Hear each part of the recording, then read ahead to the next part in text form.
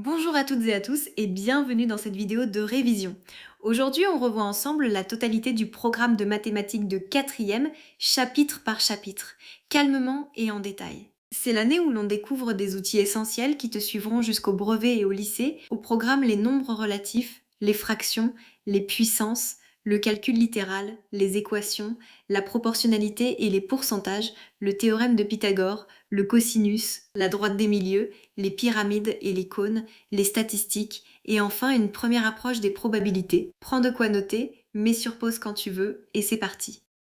Commençons par les nombres relatifs, c'est-à-dire les nombres positifs et négatifs. Le point délicat, c'est la règle des signes pour la multiplication et la division. Retiens bien, le produit de deux nombres de même signe est positif et le produit de deux nombres de signes différents est négatif. Par exemple, moins 3 fois moins 4 égale 12, car les deux sont négatifs. En revanche, moins 3 fois 4 égale moins 12. La même règle s'applique à la division. Petit moyen mémo, deux signes identiques donnent du plus, deux signes opposés donnent du moins. C'est la base de tout le calcul de l'année. Passons aux fractions qu'il faut maintenant manipuler dans toutes les opérations. Pour additionner ou soustraire, on met d'abord au même dénominateur, puis on additionne les numérateurs. Par exemple, un demi plus un tiers, on réduit au dénominateur 6, ce qui donne 3 sixièmes plus 2 sixièmes, soit 5 sixièmes. Pour multiplier deux fractions, on multiplie les numérateurs entre eux et les dénominateurs entre eux. Et pour diviser par une fraction, on multiplie par son inverse, autrement dit la fraction retournée. Attention, les règles de signe des relatifs s'appliquent aussi aux fractions. Pense toujours à simplifier ton résultat à la fin.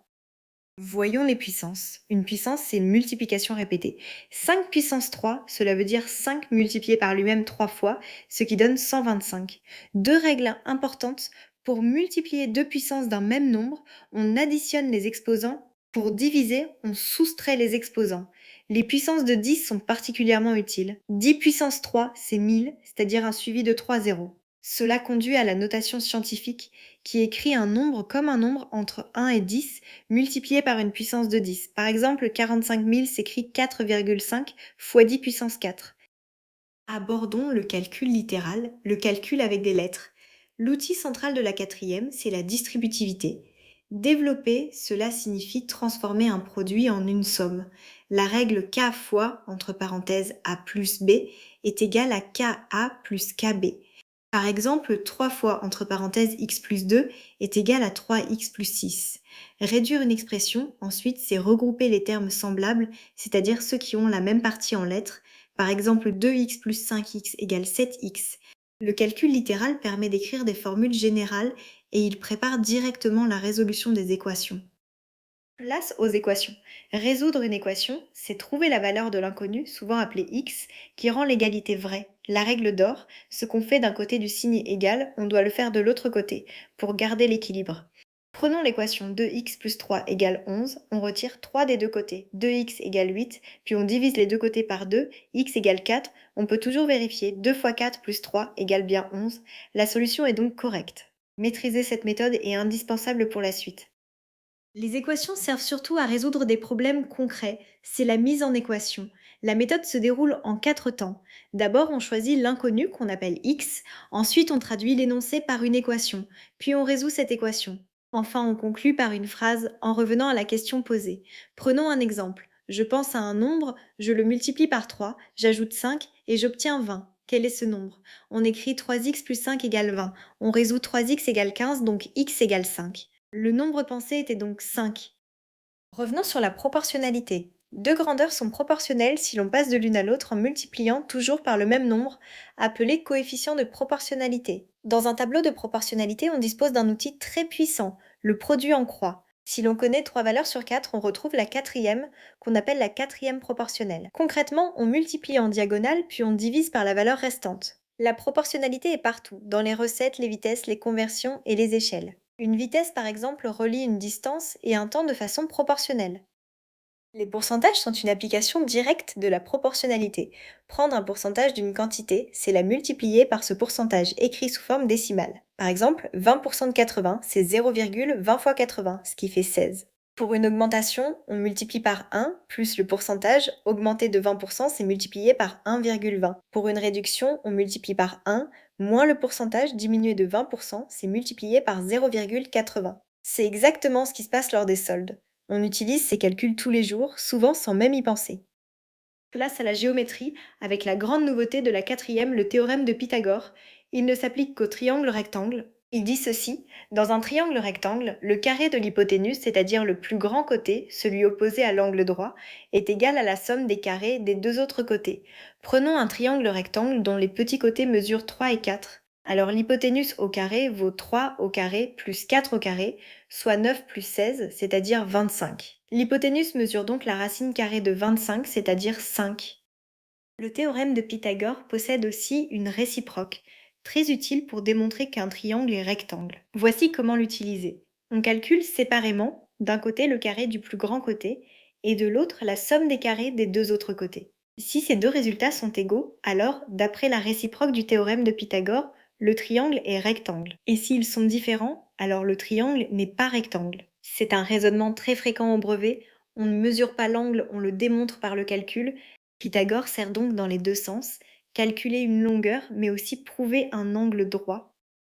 Toujours dans le triangle rectangle, la quatrième introduit le cosinus d'un angle aigu. Le cosinus d'un angle est égal à la longueur du côté adjacent à cet angle, divisé par la longueur de l'hypoténuse. Le côté adjacent, c'est celui qui touche l'angle sans être l'hypoténuse.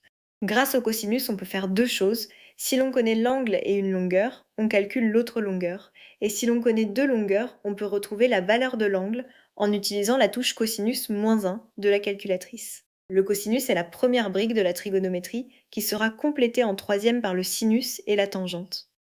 Voici un théorème de géométrie très pratique, le théorème de la droite des milieux. Prenons un triangle et plaçons les milieux de deux de ses côtés. Premier résultat, la droite qui joint ces deux milieux est parallèle au troisième côté du triangle.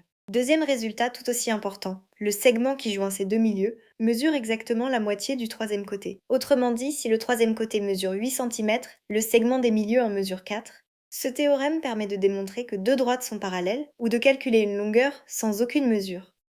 Passons à la géométrie dans l'espace avec les pyramides et les cônes. Une pyramide a une base polygonale et un sommet.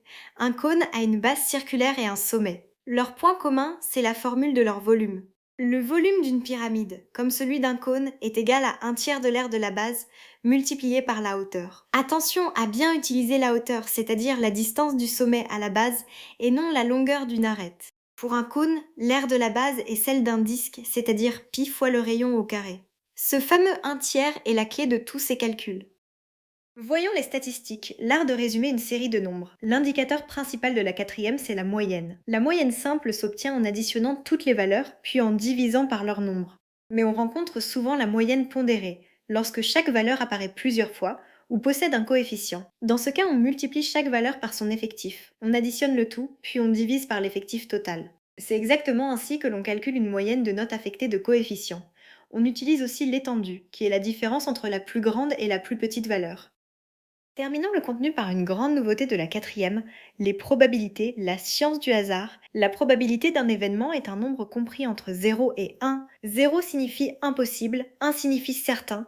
Lorsque toutes les issues ont la même chance de se produire, on dit qu'il y a équiprobabilité. La probabilité d'un événement est alors le nombre de cas favorables divisé par le nombre de cas possibles. Par exemple, avec un dé à 6 faces, la probabilité d'obtenir un 3 est 1 sur 6. Et la probabilité d'obtenir un nombre pair est de 3 sur 6, c'est-à-dire 1 demi. Voilà ta première rencontre avec le hasard maîtrisé. Faisons le bilan de tout ce programme de quatrième. Côté nombres et calculs, les nombres relatifs, les fractions, les puissances, le calcul littéral et les équations avec la mise en équation des problèmes. Côté proportionnalité, le produit en croix, la quatrième proportionnelle et les pourcentages. Côté géométrie, le théorème de Pythagore et sa réciproque, le cosinus, la droite des milieux et les volumes des pyramides et des cônes. Et côté données, la moyenne, notamment pondérée, et les premières probabilités. Mon conseil, refais beaucoup d'exercices, apprends parfaitement Pythagore et soigne toujours ta rédaction. Tu as maintenant une vision complète du programme. Et voilà, nous avons fait le tour complet du programme de mathématiques de quatrième. J'espère que ces révisions t'auront aidé à y voir beaucoup plus clair et à aborder la troisième en toute confiance. N'hésite pas à revoir les chapitres qui te posent encore problème en utilisant les chapitres de cette vidéo. Si elle t'a été utile, pense à t'abonner et à la partager avec tes camarades de classe. Dans la prochaine vidéo, nous réviserons l'intégralité du programme de troisième pour préparer le brevet. Bon courage pour tes révisions, crois en toi et à très bientôt.